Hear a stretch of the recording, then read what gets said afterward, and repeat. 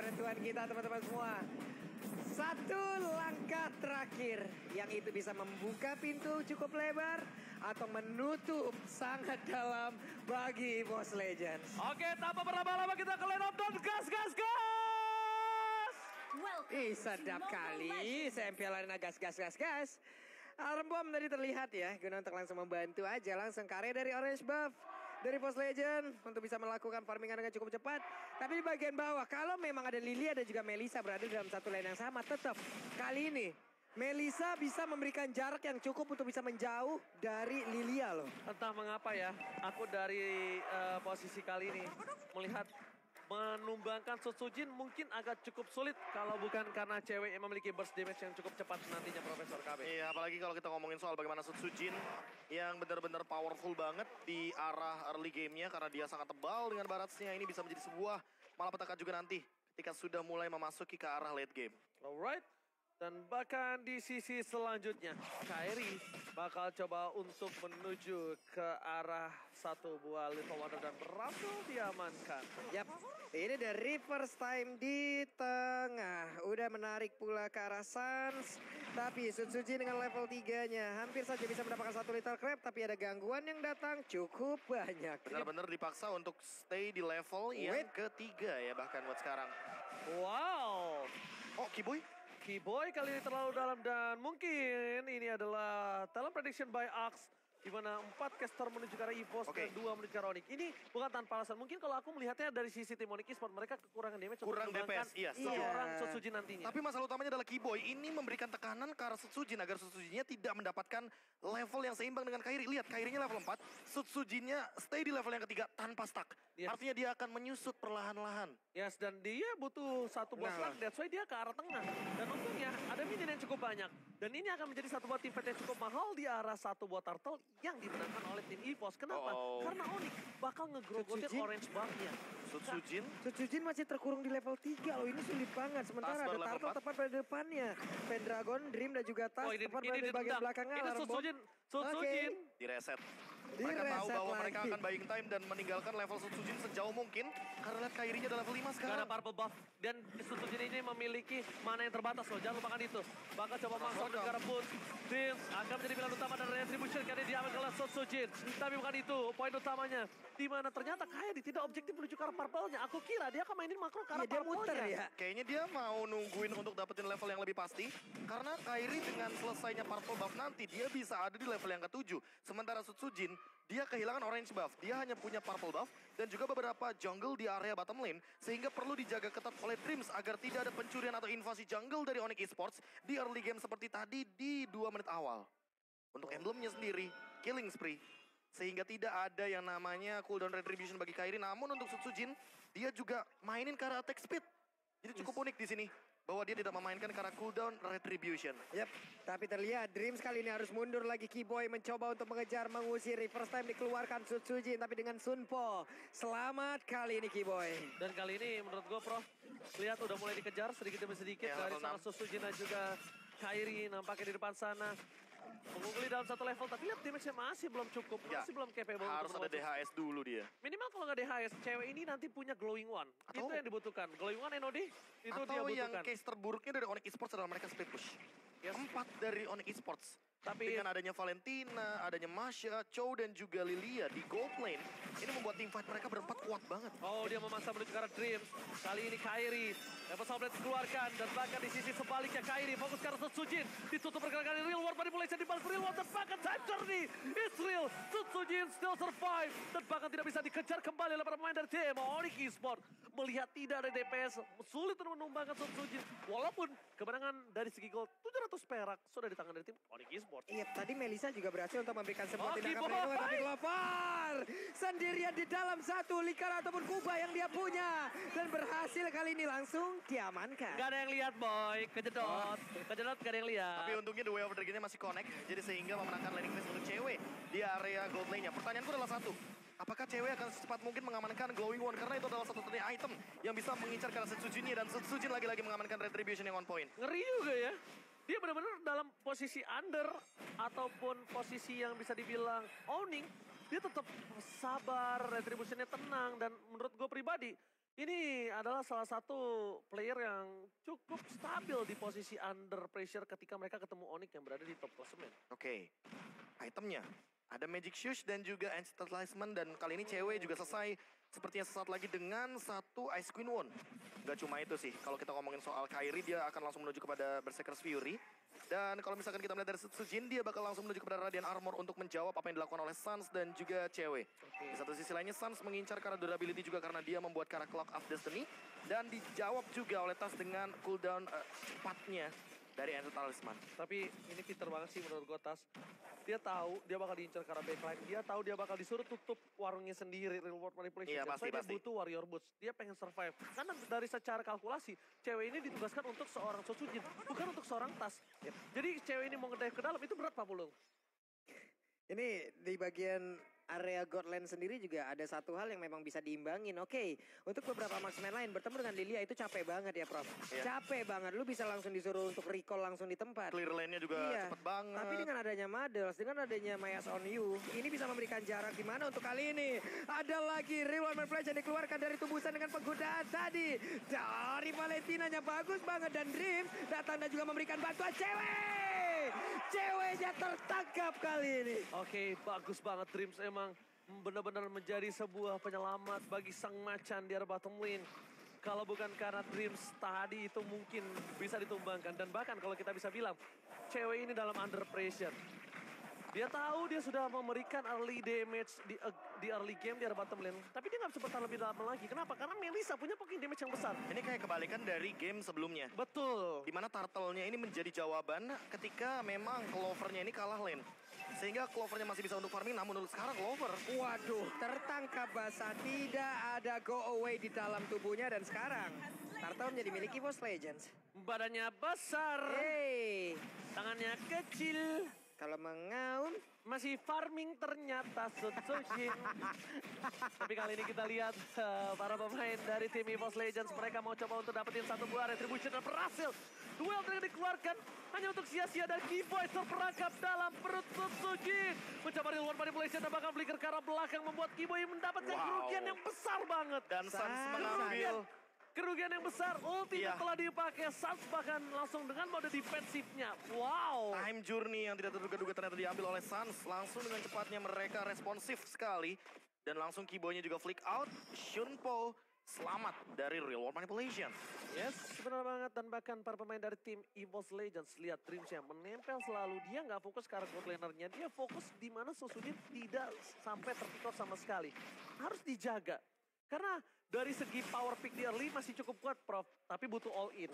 Iya. Ada magical damage yang besar. Magical damage yang tentunya masih bisa dihandle. Apalagi Suns-nya kali ini mengambil ke arah real world manipulation. Jadi ada dua opsi sekarang. Time journey, real world manipulation. Oke, Pendragon. The Way of Dragon telah dikeluarkan dan bahkan dari posisi Pendragon terkena terrible knockout strike. Dan gak bisa bertahan. Thunderclap, tepuk tangan dari seorang Boots membuat seorang Pendragon harus benar-benar pulang ke arah base-nya. Tapi bukan itu masalahnya. Masalah untuk EVOS Legends adalah gimana caranya mereka masih bawa game ini menuju ke arah mid game. Karena Clover akan siap untuk menumbangkan siapapun yang menuju ke arah front to back. Mereka untuk tim fight akan selanjutnya. kuat untuk berlima. Betul. Itu poin terpentingnya dari EVOS Legends. Masalah utamanya ini dia maksud aku. Kairi. Dia bisa melakukan split push karena berempatnya Onyx Esports ini bisa melakukan clear wave dengan cepat. Dan bahkan melakukan fight back. Apalagi lihat Clover-nya.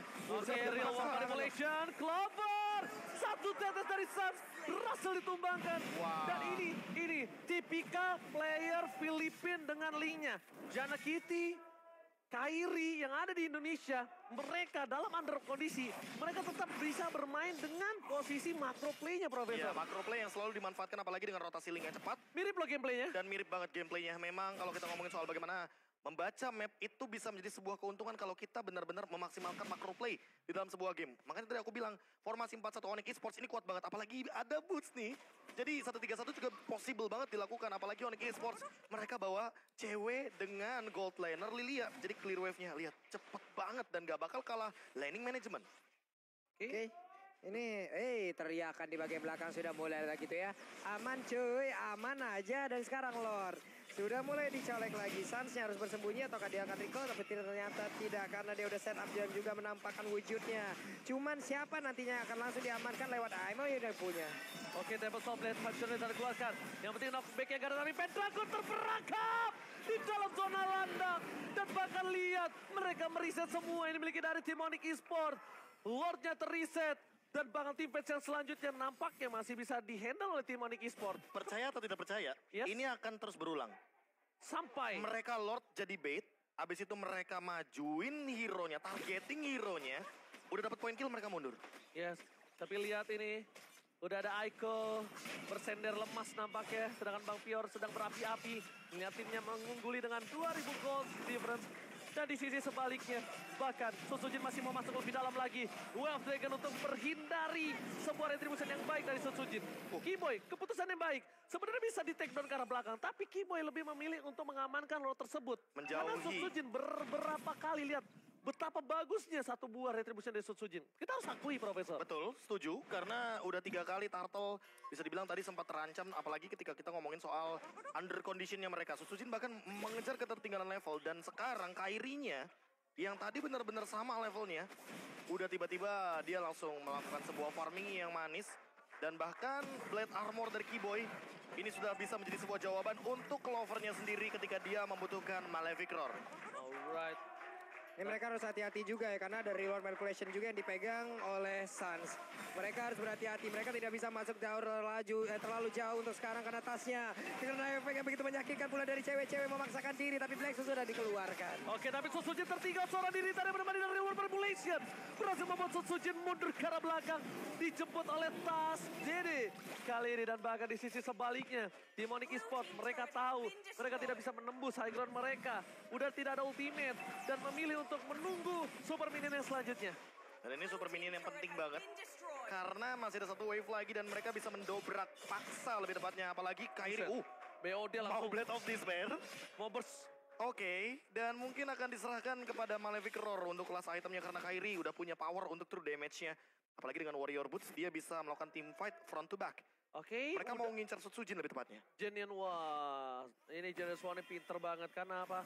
Akumulasi damage-nya ini akan sangat besar Iya, terhadap dia- tim fight tim Onyx dengan Dia mau adanya glowing Valentina. one juga, jadi Harus. akan ada ini ya kesinambungan dari magical damage yang emang kayaknya dari awal udah direncanakan sama Onyx Esports, jadi nggak bakal ada di tangan Suns untuk Genius One-nya. Harus. Tapi di tangan cewek, sehingga damage yang diberikan oleh teman-teman Onyx Esports jadi cukup.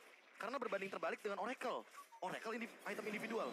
Aduh, tapi ini udah nggak badannya besar. Ya kecil banget. Badannya kecil, tangannya kecil, nggak dapat minion. Iya, jadi Ini berat banget stack-nya untuk bener-bener seorang Barasnya. stack-nya nggak dikasih ya lebih tepatnya. Betul, dan itu kesulitan dari seorang Baras. Ketika dalam under condition, tapi untungnya Baras dia dengan minion yang banyak masuk, itu dia bisa langsung gede banget, Profesor. Dan lihat Suns-nya. Dia freeze minionnya. Biar nggak dapetin stack. Yes, Untuk Sutsujinnya. Di area mid lane minion, semuanya benar-benar ditutup. Tapi tenang. Untuk satu buah scan QR di bawah, ini nggak bakal tertutup buat kalian. Nggak. Terbuka bahkan buat kalian. Langsung ya, Langsung. nobar MPL sambil order Grab tuh ya. Enak banget sampai dengan 90% loh diskonnya. Kurang apa lagi? Nikmat mana lagi yang mau kalian dustai? Jangan sampai dusta mana lagi yang akan kalian nikmati. Jangan. Dan jangan lupa syukuri apa yang kalian punya, jangan sampai menyesal ketika yang kalian punya itu hilang. Betul, karena yang kalian punya belum tentu orang lain punya. Itu yang Memang terpenting. yang terbaik itu masih ada yang lebih baik lagi. Tapi yang setia itu jarang. Wadah, Curhat kelas. lagi. Oke, kita bakal menuju ke arah satu buah Bapak Lot yang terhormat nampaknya. Ada Sutsujin dengan konsilnya berada di garis depan. Secara tidak langsung dia juga harus mencoba untuk mengamankan stack yang dia miliki. Baiting lagi seperti kata Profesor KB, tapi cewek terperangkap di dalam zona real world manipulation dan informasi telah diberikan. Casing yang dilakukan berhasil, kenapa? Lihat, Kairi melepaskannya. Ini tidak ada para pembuff dan Keyboy akan mendapatkan Sutsujin, tapi nampaknya time journey terlalu dini. Sutsujin tertinggal dan tidak bisa dijemput, ini berbahaya. Bahkan dari seorang Kairi berhasil men-solo pick off dari Sutsujin. Duel dengan bagus double kill. Oke, triple kill. Tapi real world manipulation kali ini terhadap seorang Dreams. Akankah di follow up? No, Kairi sekarang udah mulai sadar. Dia nggak bisa masuk lebih dalam seperti di game yang pertama. Ya, makanya aku bilang bahwa ini akan repeat dari Onyx Esports. Lord, reset, disengage, dan mengincar hero. Itu gameplay yang mereka mainkan dan bahkan bisa dibilang termanipulasi dari EVOS Legends. Karena mereka termakan dengan gameplay yang memang sudah direncanakan oleh teman-teman dari Fnatic Esports. Suns bahkan punya Winter Truncheon, Lordnya sudah enhance. Ketika time journey terlalu terburu-buru, makan bersama dengan satu buah detona. Dan bahkan kalau bisa aku bilang Profesor, itu kayaknya cukup terlalu terburu-buru mengeluarkan source skill secara bersamaan. Kalau menurut aku detona welcome-nya selesai, baru pakai time journey biar bisa Satu-satu ya jadinya ya? Satu-satu. Oke. Dan ini Keyboy Papulo. Ya sementara dari Keyboy sendiri ya udahlah kita tahu ya bagaimana dengan high mekanika dari satu orang ini. Pola agresivitas yang memang diperlukan dari tubuhnya seperti emang membuahkan hasil. Game kedua dimasukkan, berimpact baik. Game ketiga di mereka kembali. Total game udah 19 kali win rate-nya loh bagus loh. 63% dari penggunaan ataupun dari Rafaela hero-hero yang sering digunakan. Ini lagi dibuka nih. Buset, Lagi dibuka, dimakan semua. Kegelapannya lagi dibuka. Tapi di sisi sebaliknya, lihat Susujin akan coba untuk beranjak dewasa kembali. Turret di arah top lane sulit untuk didapatkan. Keyboy mencoba untuk menge-kick siapapun itu, tapi Keyboy bakal coba dimakan. Tapi di arah belakang lihat Pendragon.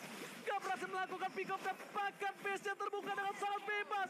Pendragon tertinggal. Oh my god, ini bencana duel Dragon dan bahkan tidak ada coverisasi terhadap Susujin. Fnatic Esports fokus ke arah base-nya dan membuat EVOS Legends tertunduk lemas. EVOS Legends kembali menelan kekalahan.